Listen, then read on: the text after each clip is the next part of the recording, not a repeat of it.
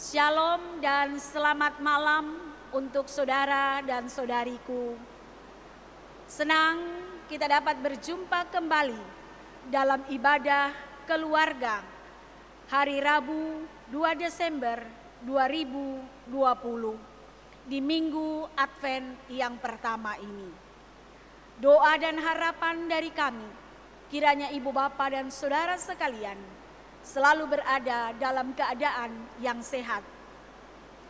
Sebelum kita beribadah, mari mengambil saat teduh.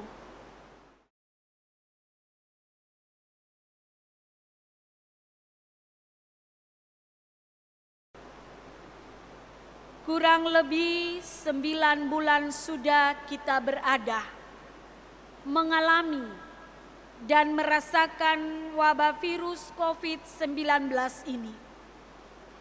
Wabah ini terjadi global yang tidak hanya menimbulkan persoalan di sektor kesehatan saja, tetapi berdampak di semua kehidupan dan merubah pola kebiasaan hidup sehari-hari.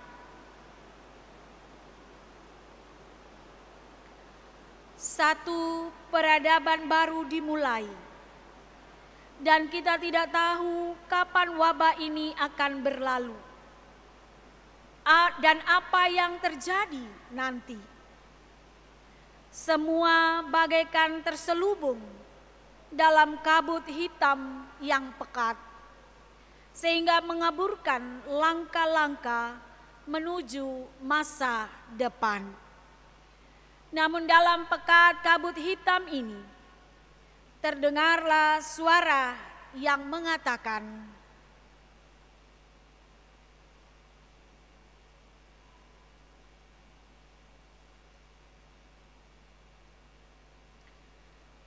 Minggu Advent 1 ini, pengharapan baru telah dinyatakan kepada kita, bahwa kasih Allah tetap dicurahkan bagi umatnya.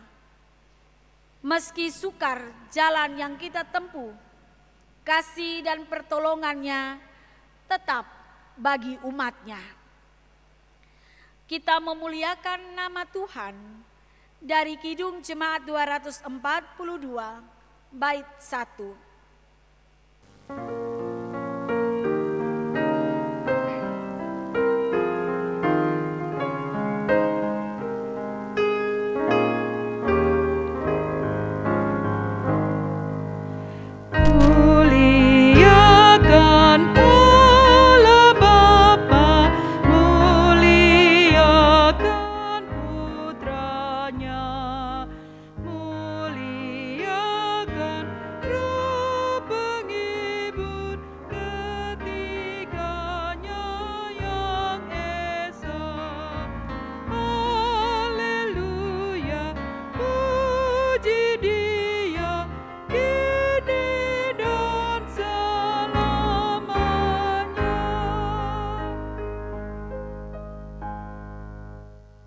Umat Tuhan, mari berdoa. Allah, Bapa di dalam sorga, tuntun dan terangilah kami dengan firman-Mu, sehingga kami tidak kehilangan pengharapan di saat sukar dan gelapnya jalan yang harus kami tempuh. Roh Kudus menolong kami, sehingga kami hidup dalam pengharapan kepada Kristus Yesus. Amin. Jemaat, marilah berdiri untuk mendengarkan firman Tuhan yang dibacakan dari Injil Matius pasal 9, ayat 9 hingga ayatnya yang ke-13 yang menyatakan, setelah Yesus pergi dari situ, ia melihat seorang yang bernama Matius duduk di rumah cukai. Lalu ia berkata kepadanya, "Ikutlah aku." Maka berdirilah Matius, lalu mengikut dia. Kemudian ketika Yesus makan di rumah Matius, datanglah banyak pemungut cukai dan orang berdosa dan makan bersama-sama dengan dia dan murid-muridnya. Pada waktu orang Farisi melihat hal itu, berkatalah mereka kepada murid-murid Yesus, "Mengapa gurumu makan bersama-sama dengan pemungut cukai dan orang berdosa?" Yesus mendengarnya dan berkata, "Bukan orang sehat yang memerlukan tabib, tetapi orang sakit. Jadi pergilah dan pelajarilah arti firman ini. Yang kukehendaki ialah belas kasihan dan bukan persembahan. Karena aku datang bukan untuk memanggil orang benar, melainkan orang berdosa." Demikianlah pembacaan Alkitab. Berbahagialah semua orang yang mendengarkan firman Tuhan dan melakukannya. Terpujilah Tuhan Yesus. Maranatha.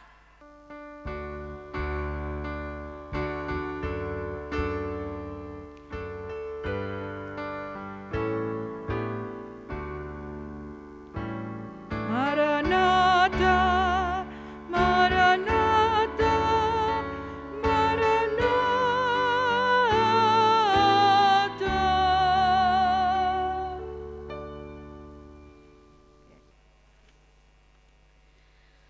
Saudara yang dikasihi dalam Tuhan Yesus Kristus, pembacaan firman Tuhan hari ini bercerita tentang Tuhan Yesus yang sedang melakukan pelayanan di daerah sekitar pantai Galilea.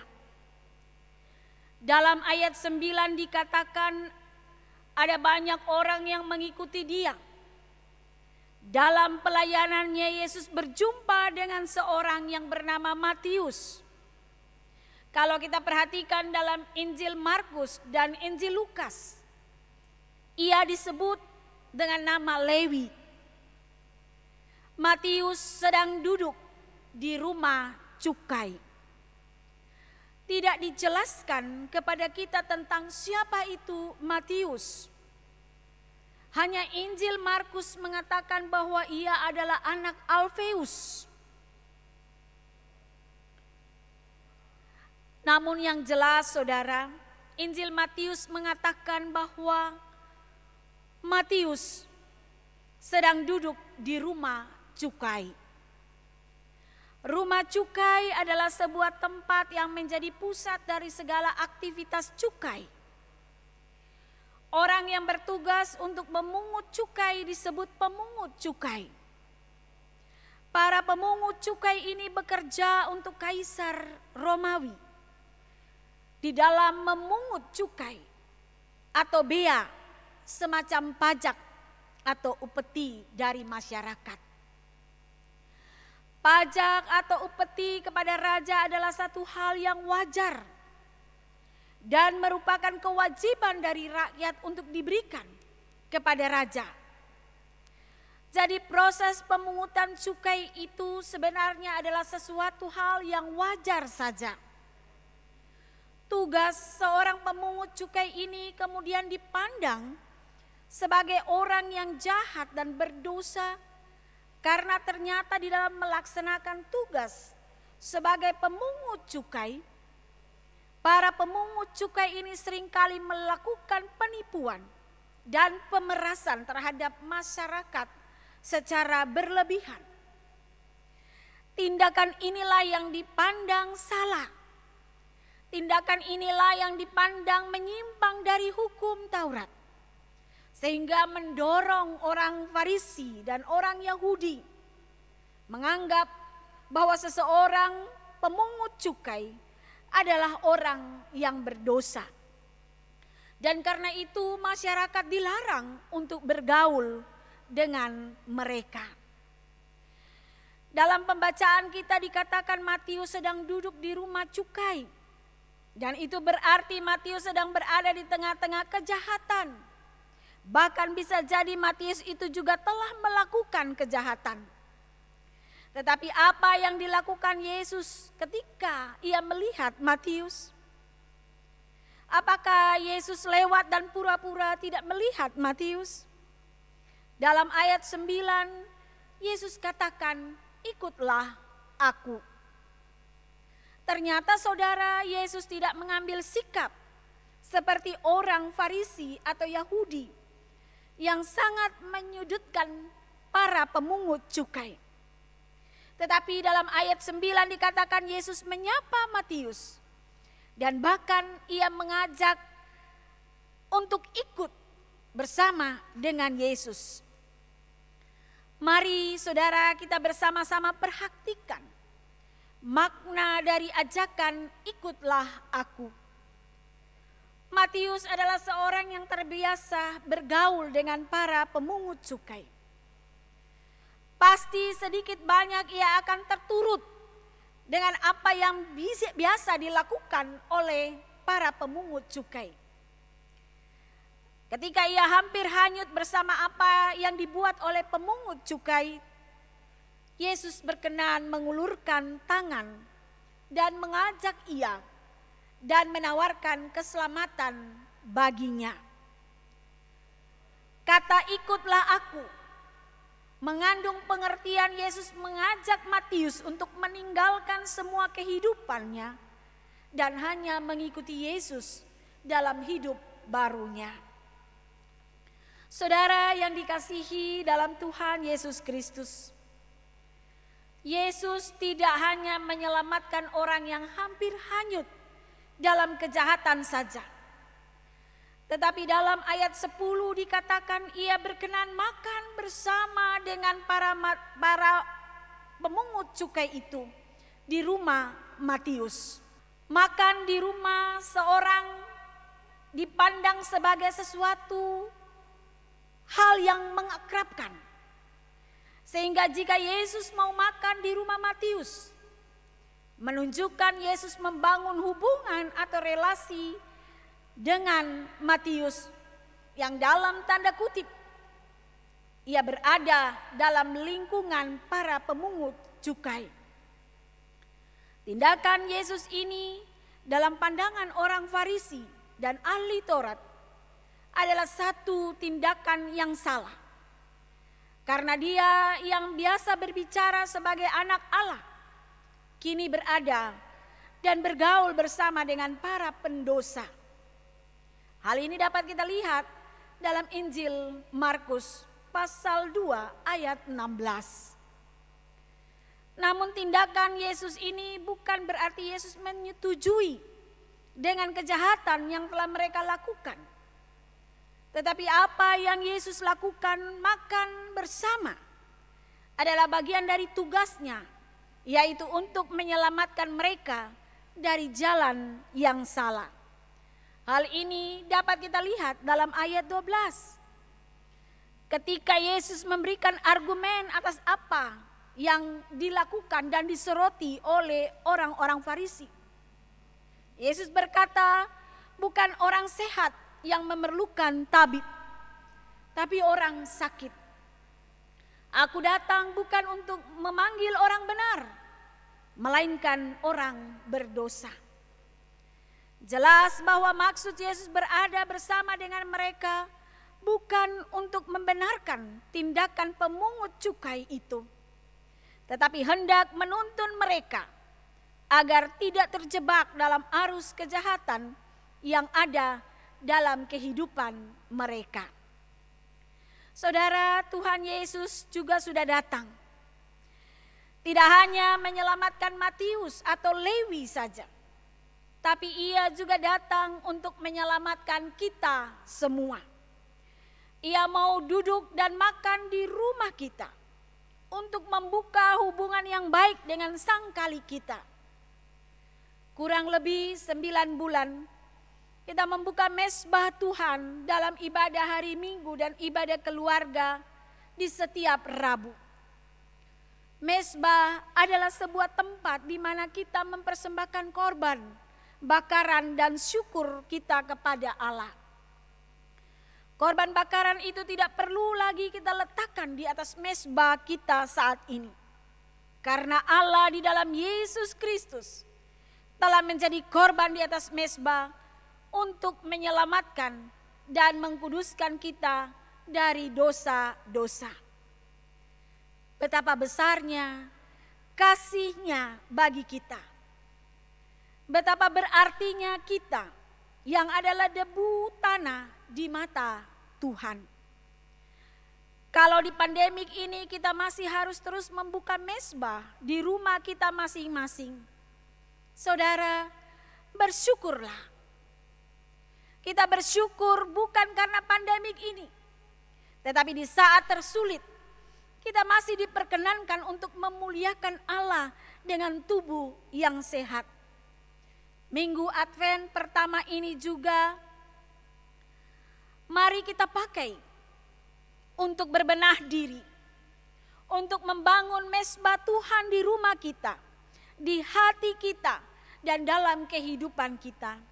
Sehingga panggilan Tuhan Yesus, ikutlah aku, membuat kita tetap mengikuti Ia, sekalipun sukar dan sulit jalan yang kita tempuh. Tuhan Yesus menolong kita dan memberkati kita. Amin.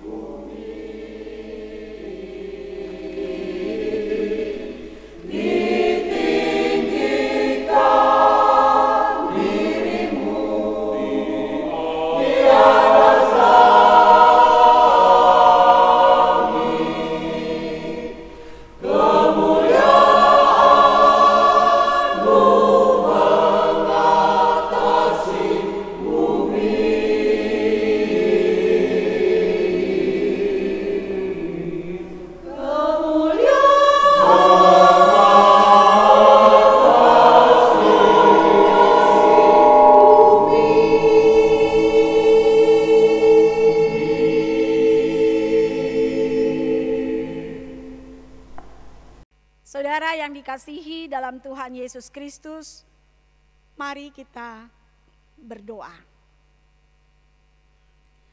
Terima kasih ya Bapa untuk firman yang telah kami dengar.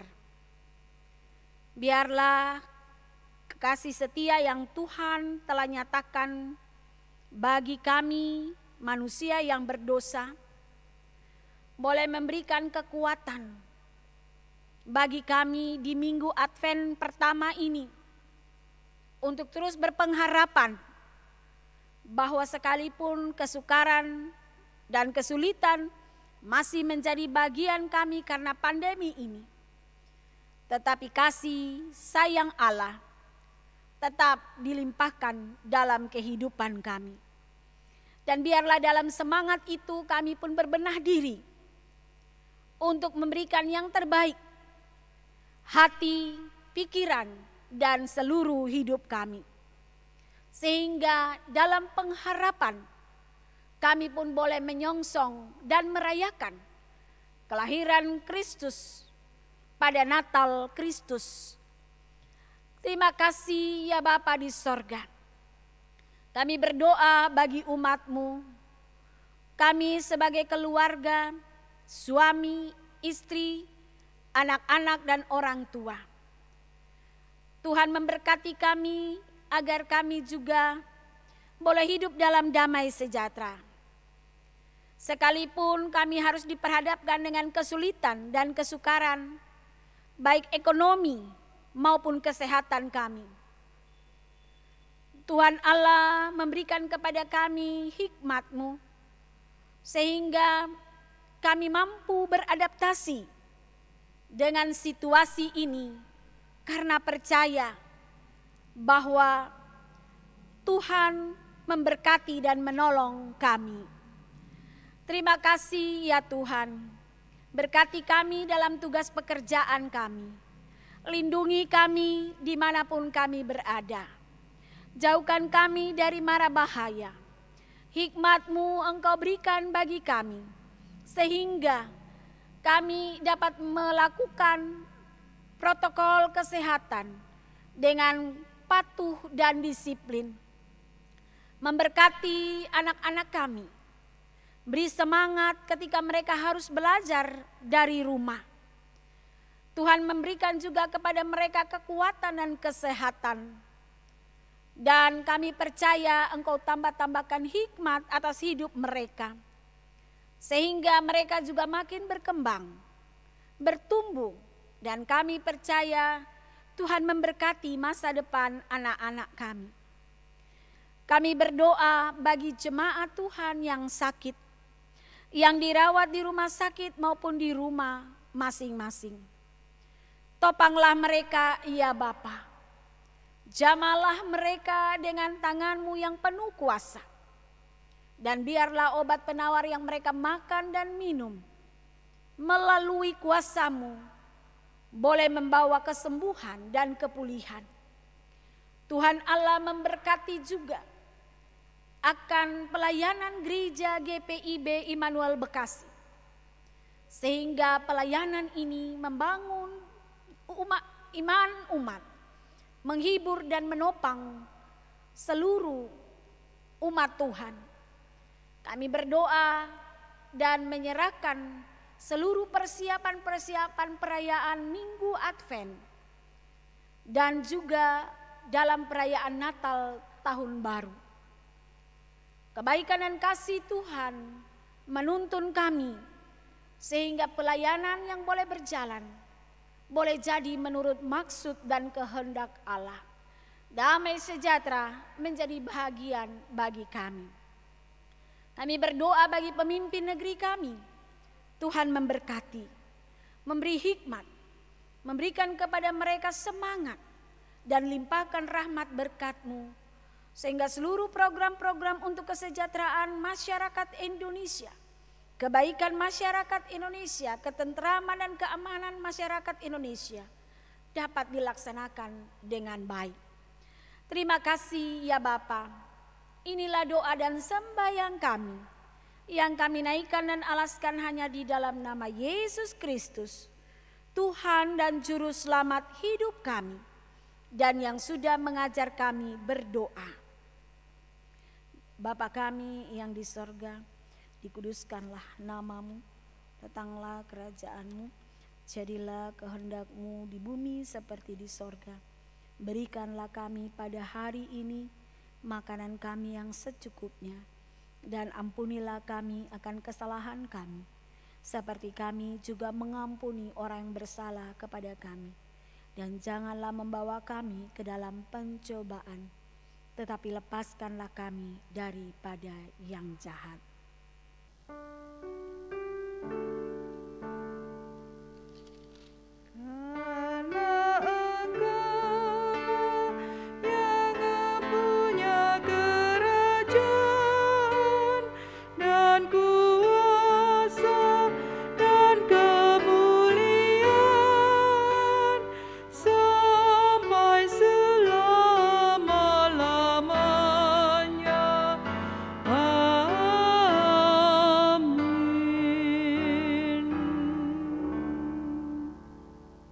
Umat Tuhan, marilah kita menyatakan syukur kepada Allah atas kasih karunia yang dianugerahkan kepada kita dengan mengingat pesan Alkitab dalam Kolose 2 ayat 7 yang menyatakan, "Hendaklah kamu berakar di dalam Dia dan dibangun di atas Dia.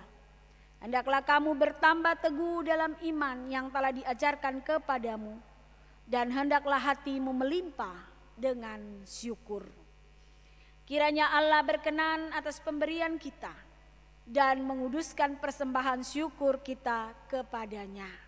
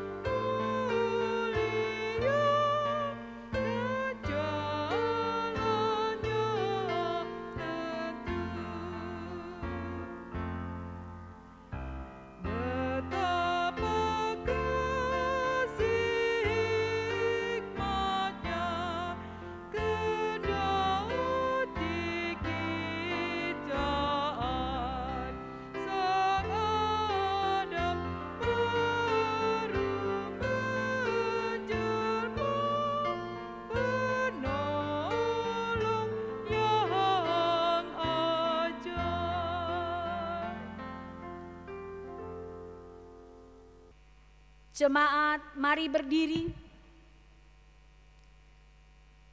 untuk menyerahkan persembahan ini kepada Tuhan. Dalam doa syukur kita berdoa. Ya Tuhan, terimalah persembahan syukur kami, yaitu umat yang telah Engkau selamatkan. Jadikanlah persembahan syukur kami ini sebagai berkat bagi sesama dan bagi pembangunan tubuh Kristus. Amin. Angkatlah hati dan arahkanlah pikiranmu kepada Tuhan, serta terimalah berkat-Nya. Kasih karunia Tuhan Yesus Kristus, kasih Allah Bapa dan persekutuan Roh Kudus menyertai kamu sekalian dan menyertai kamu bersama keluarga malam hari ini, bahkan sampai selama-lamanya.